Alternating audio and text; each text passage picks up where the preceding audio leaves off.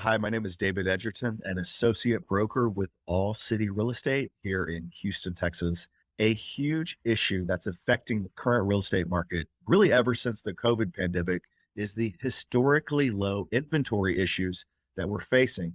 There just isn't enough homes for sale. This is resulting in a huge seller's market. If you're a potential home buyer, but you also have a house that you need to sell, we're going to talk about ways to safely navigate this really hot seller's market to make the buy and sell process go much more smoothly and stress free right after this.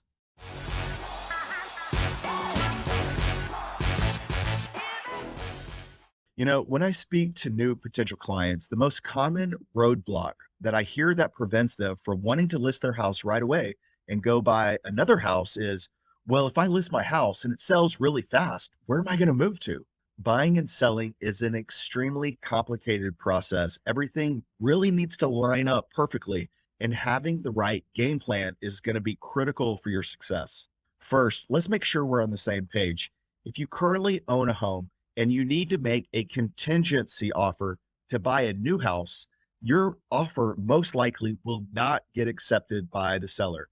So if you can't get approved to own two houses at the same time, you are at a huge disadvantage and things probably won't work out for you.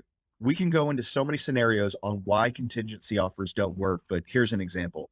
Let's say that you've been wanting to buy a bigger house for your family and you want to be in a particular neighborhood because it's close to the schools. And after months and months of looking on the market, finally the perfect home pops up and you go in and you put in a great offer and great terms.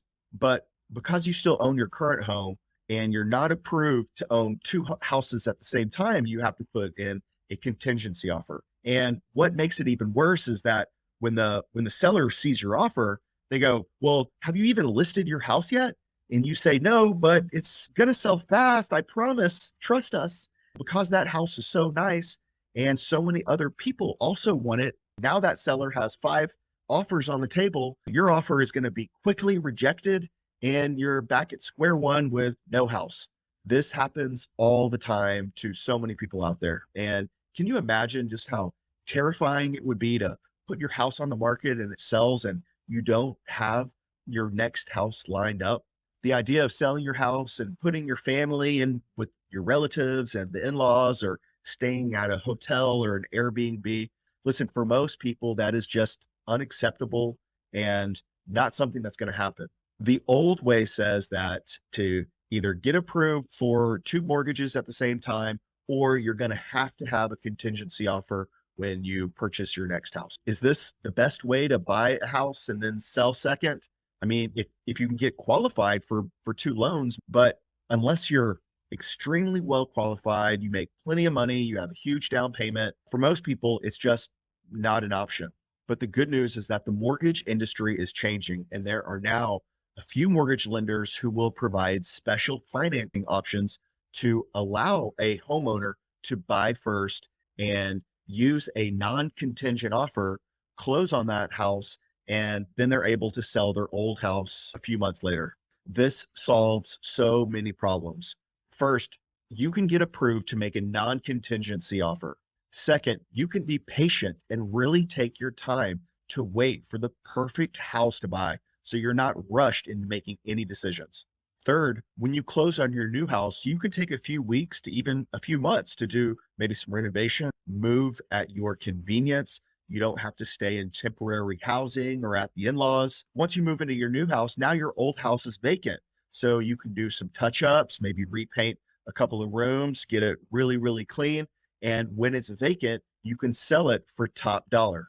The best part is that you don't have to be inconvenienced with your lifestyle of having to show a home when you live there, having strangers and buyers coming in and out of your house, keeping your house immaculate and always in a show ready condition. So if you're planning on buying a new home first and selling second, here are my tips. First, talk to a traditional mortgage lender and see if you can get approved to own two homes at the same time. If not, that's when we're going to be able to talk to the alternative lenders who may be able to help. These new lenders essentially provide a short-term bridge loan that helps you purchase your new home non-contingent. There is a very small fee involved, normally around 1.25 to 1.5%, but all of this makes your life easier in how to get to that next step. These loans do depend on how much equity you have in your current home or how much cash you could bring to closing on your purchase. So, unfortunately, not everyone qualifies, but there is a good shot that you probably will. If you're considering buying a new home and you have a home that you need to sell, I'm always available for a more in depth one on one conversation.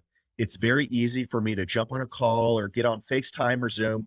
This could just be an idea for you, but unless you really start talking about it and thinking about it, it's never going to happen. I'm here. I'm always about helping people. So if you decide that you want to pursue something, I encourage you to reach out and give me a call. Thanks so much for your time today. It means a lot.